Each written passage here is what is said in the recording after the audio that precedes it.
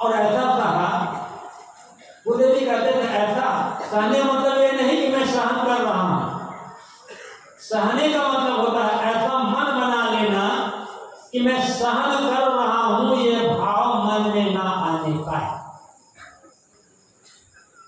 मैं सहन कर रहा हूं, यदि ये भाव मन में है तो कहीं न कहीं चोट लग जाएगी।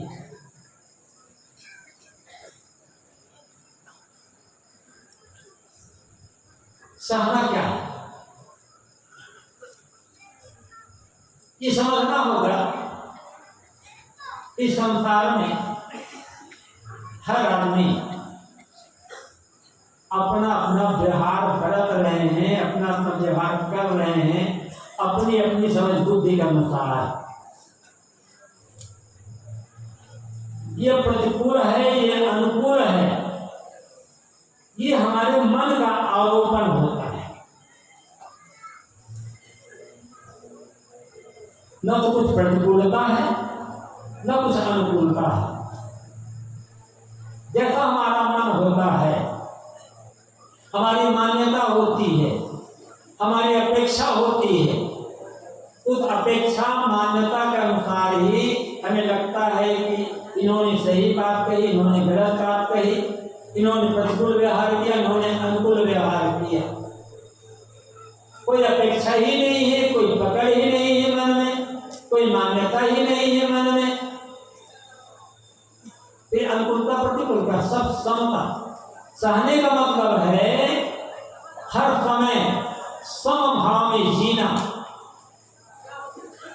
और समभाव में जीने का मतलब है हानि और लाभ, सम्मान और अपमान का द्वंद्व मन को प्रभावित न कर सके।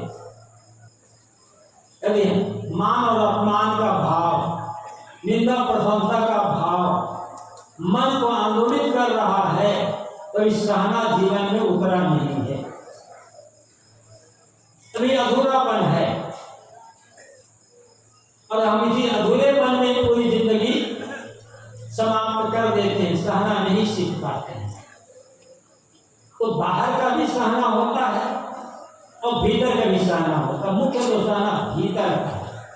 जिन्होंने अपने मन को मार लिया, अपने मन का सहन कर लिया, मन के विचारों को दूर कर लिया, फिर बाहर का अनुकूल प्रतिकूल का व्यवहार कुछ कर नहीं पाएगा। तो गुरुदेव जी ने लिखा सहना हमारा काम है और जीवन भर ही वे सहे। गुरुदेव जी कहा करते थे साधु को 3 बात पर ध्यान देना है। सेवा, सत्संग स्वाध्याय और साधना। सेवा से चित्त शुद्ध होता है, अहंकार गलता है। सत्संग स्वाध्याय से ज्ञान पुष्ट होता है, ज्ञान की नई नई बातें सीखने समझने को मिलती है। और साधना से मन के विकार घटते हैं, आध्यात्मिक प्रगति होती है। गुरुदेव जी कहते थे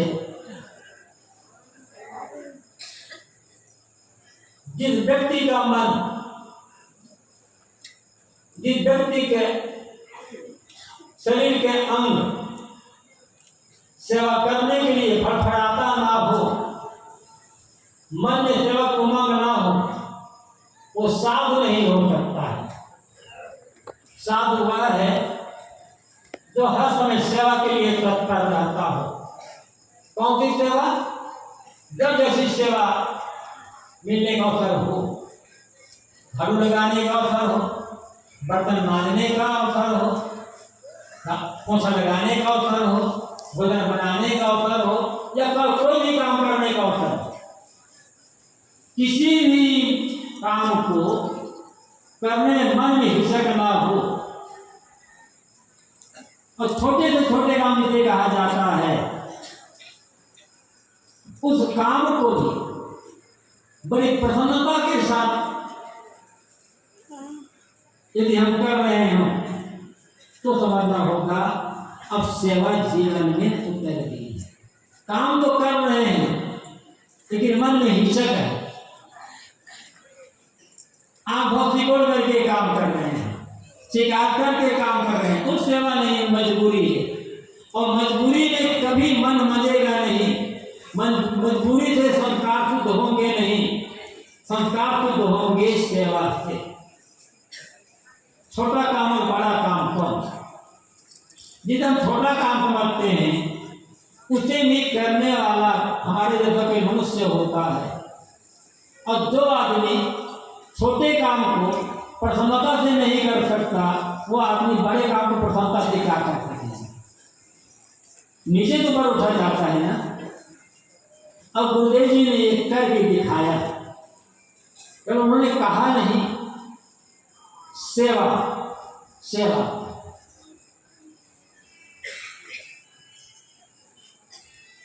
जिस काम को करने के लिए हमें 10 बार सोचना होगा,